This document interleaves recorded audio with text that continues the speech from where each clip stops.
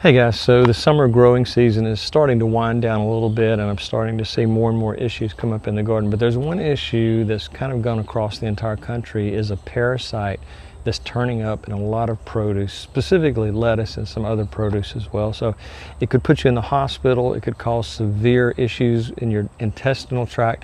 So really there's a very simple recipe I'm going to give you to make it safe from bringing home those grocery store produce. Believe it or not, after doing a lot of research, some of it kind of leads to there could be human waste being used as a fertilizer on those produces that are being produced, not necessarily in America, but possibly other countries where it's being brought in. So it's really kind of a disgusting thing to think about, but it's also a potentially dangerous thing, since produce is something that I eat quite a bit of, and as the summer growing season slows down, I start purchasing more produce from my grocery store of things that I haven't frozen in the freezer. So let's head into the potting shed.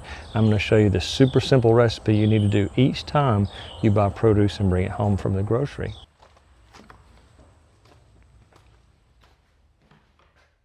So guys, as you can see, my garden still is producing vegetables, peppers, cucumbers, squashes, even cantaloupes. I'm still collecting from the garden, but as I transition to buying more and more grocery store products, I always keep in mind that there can be more things that we need to remove from that produce. I try to do everything organically, but a lot of the stuff you buy from the grocery store, even the ones that are labeled organic, there's a little bit of a issue there with what's being called organic now. So you might want to do some research into that as well. But what I try to do is grow completely organic, and then when I switch over to purchasing grocery store produce, I go through this process in my kitchen sink. And since I'm not in my kitchen, I'm going to show you in this large pot right here exactly how to do this super simple process. It only takes about 3 to 4 minutes. It could save you a trip to the doctor or some serious intestinal issues that are coming up right now across, I believe at last count, it was 30 states that have this parasite. I'll put the name of the parasite right here on the screen so you can see it and do a little bit more added research. But it is definitely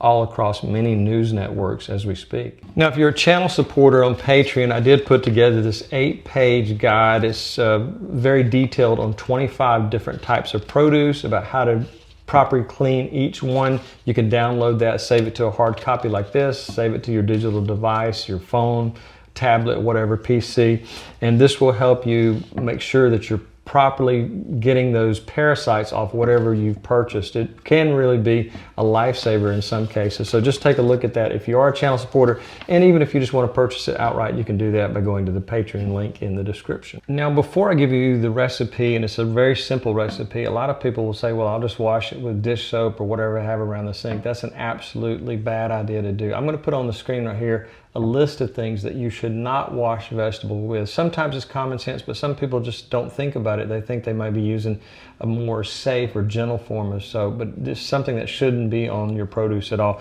Now, there is one type of soap that you could use, and that's Castile soap.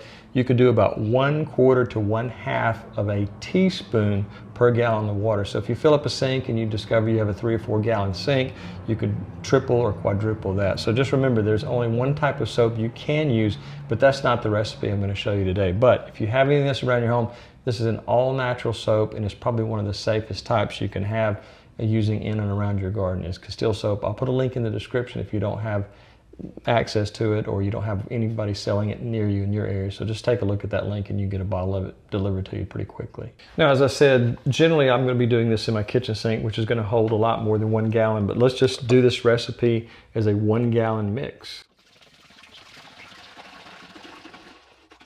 Now, I have a carbon-based filter at my sink, so that is purified water. You could use rain catch water. You just want to make sure that it doesn't have any debris or anything else into it. The main ingredient we're using this is distilled white vinegar. Now, this white vinegar is a 5% vinegar. You don't want to use one of those super strong types. We're doing this per gallon. We're going to use 1 cup of our white vinegar. The next thing we're going to use is our table salt, just ordinary table salt. You could use kosher salt, but you just want to make sure it's finely granulated so it will dissolve in your formula. So you're going to use 1 level tablespoon of that. And then an optional item that could help with odor control and add a little bit of acidity to our mix is going to be 1 tablespoon of just ordinary bottled lemon juice. If you have a fresh lemon, that's great. That's even better. You could use that. So that is our 3 simple ingredients. Next, we'll talk about proper times and proper drying times for each of our produces here. Now we want to make sure that we dissolve our salt in our vinegar formula here, because if you know anything about meat preservation, my grandfather actually had a smokehouse, was not refrigerated, not any type of climate control in it, but he was able to preserve meats just by using salt. So salt can definitely kill a lot of bacteria and parasites like we're talking about. So this formula is extremely good for things that would normally cause a lot of illnesses. Meats obviously would go bad in a very short amount of time. Now you've probably bought different types of meat that have been preserved, such as prosciutto, which I really love, using the salt method. So salt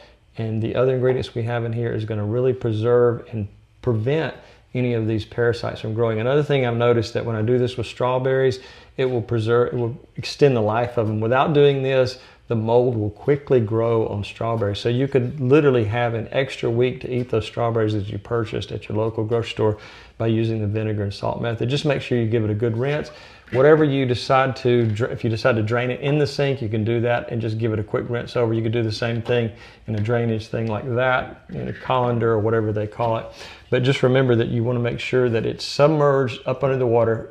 Based on these times here, I'm going to put on the screen the types of produce and the recommended times for each one of those, but you just want to make sure that it's actually submerged. So you might use a metal grate or something like that to submerge it for the proper times, because if half of your produce is sticking out of the water, then it's not going to do any good. So it does need to be totally submerged. When you first put it in there, just give it a gentle stir by hand, and then put something on top of it to make sure it's submerged completely under the water for the recommended amount of time. Now, another thing you want to take into account is you want to make sure that you get all the water off the produce, allow it to dry. It's a little harder to do that with lettuce because it's so delicate, but if it's more of a delicate type of produce, just put it in front of a small desk fan on your countertop and it can evaporate some of the moisture off there. But we want to try to remove as much moisture as possible. And if we want to really extend the life of it, I have a vacuum sealer that has the canisters where I can put produce in there so I don't have to freeze them, but they'll still maintain their freshness over 1, 2, or even 3 weeks inside the refrigerator without having to be frozen, and it can lose a little bit of their taste there. So it tastes really fresh.